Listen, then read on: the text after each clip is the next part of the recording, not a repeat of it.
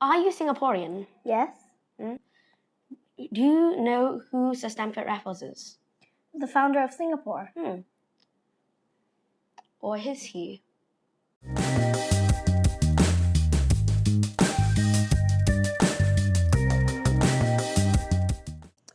When we think of the founding of Singapore, we usually think of one man, Sir Stamford Raffles, famous for his invasions of the East Indies, his memorial in Westminster Abbey, and the title of founder of Singapore. His name is all over Singapore. In this video, we'll explore the role of Raffles, as well as other people's roles, in the creation of modern Singapore, and answer the question, does Raffles deserve the title founder of Singapore?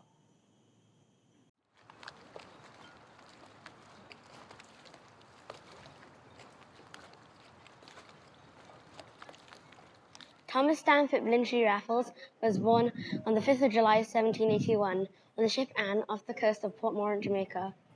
At age 14, he dropped out of school to join the East India Company and quickly rose the ranks. And at age 23, he became the Assistant Secretary for the Penang government. But he didn't stop there. He eventually asked Lord Minto, Governor-General of India at the time, if he could stage a military expedition into the island of Java. A few months later, he invaded Java within 3 months and became its governor.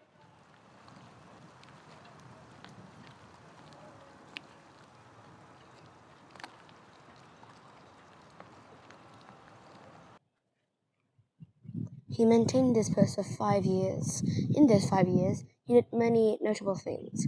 Most notably, he sent a letter to the Sultan of Palembang asking him to eject the Dutch Empire from Sumatra. The Sultan's response was sending troops down to the Dutch settlement of Palembang, and it ended in what is known today as the Palembang Massacre of 1811.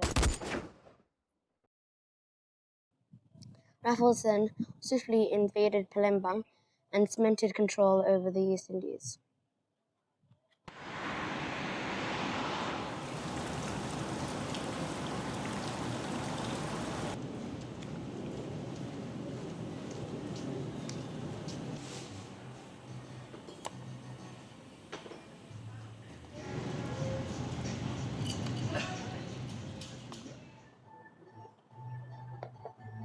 After 5 years, due to bad financial performance, Raffles got removed from his post. He spent around a year or so in England, where he got time to write a book called The History of Java, documenting his experiences in the island. Eventually, the East India Company gave him the post Governor of Bencoolen, modern-day Bengkulu, Indonesia. It was around this time in his life where he met a man that was also pivotal in the creation of Singapore. His name is William Farquhar. Sorry? William Farquhar. We're on YouTube, son. Stop swearing. Dad, it's spelled F-A-Q-U-H-A-R, Farquhar. Oh, okay. Okay, my bad.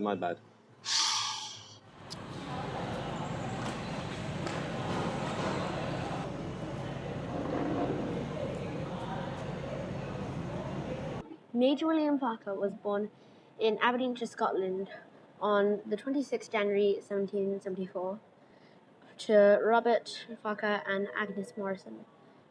In 1791, he joined the British East India Company and quickly became renowned for his engineering skills, which he put to good use, becoming the chief engineer of the invasion of Malacca. He also participated in the invasion of Java, which was led by someone familiar, Thomas Stamford Blintrey Raffles. He eventually rose the ranks and became the 6th resident of Malacca. The exact definition of resident, and I do quote, a senior British official posted in the capital of these princely states, technically a diplomat, but also responsible for keeping the ruler to his alliance. Eventually, he met up with Raffles, and they two formulated a plan to expand British territorial gains.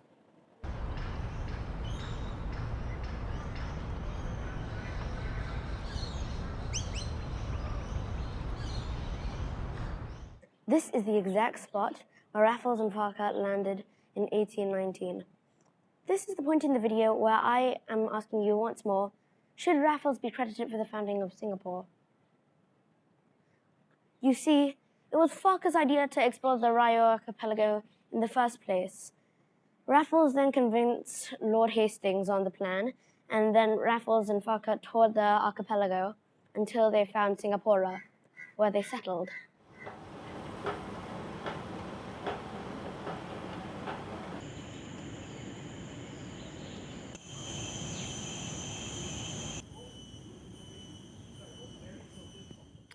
We are currently at what was formerly known as Bukit Larangan, now called Fort Canning Hill. This was where Raffles and Farquhar planted the Union Jack after arriving. Raffles then made Farquhar the first resident and then left for 4 years to go and pay attention to matters in Bencoolen, leaving Farquhar to do most of the building to himself. But what really was Raffles doing in those 4 years? Let's find out.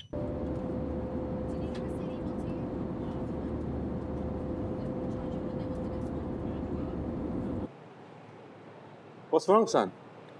I told you that we should go to Bencoolen. We are at Bencoolen. What are you talking about? Not Bencoolen MRT, I meant Bencoolen, Indonesia. There's no budget, son. It's the best I can do. Why? Why is there no budget? No subscribers. Alright. Then what was all that flying stuff then? I recycled it from the Tibet video. Forget this.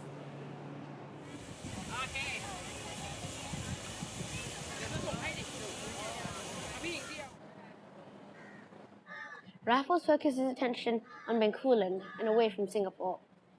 He was busy instating reforms like abolishing forced labor and turning Bencoolen into a free trade port. Farquhar was doing the exact opposite. He was left with the day-to-day running of Singapore and instigated policies that were often against Raffles' wishes. Although he did contribute to Singapore's success in many notable ways, he cleared jungle and swamp, he made a police force, he solved rat infestations, etc., etc. He did this all with little to no external funding, so he had to raise money in ways that were often against Raffles' wishes. Now we come to a part of Farquhar's life that really makes you question the legitimacy of Raffles' claim as the founder of Singapore. You see, he eventually came back to the island to see how everything was going, and what he saw was shocking. He still saw trade of opium, he still saw trade of slaves, and he came to the realization that his ideas that he proposed to Farquhar had been ignored. He was furious, and this drove a wedge between Farquhar and Raffles. Eventually, the wedge became so big that on May 1st, 1823, Farquhar was officially dismissed by Raffles and returned to England.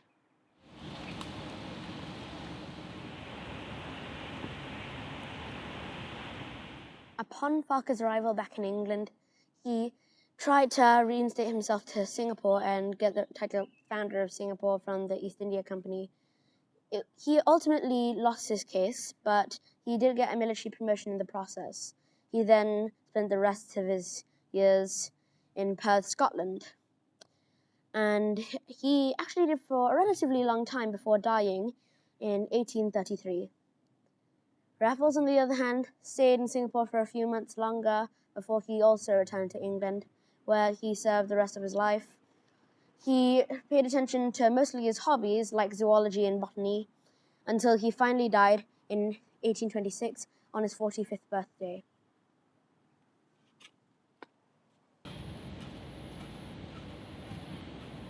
Now that I told you the whole story, I want to ask the question one last time.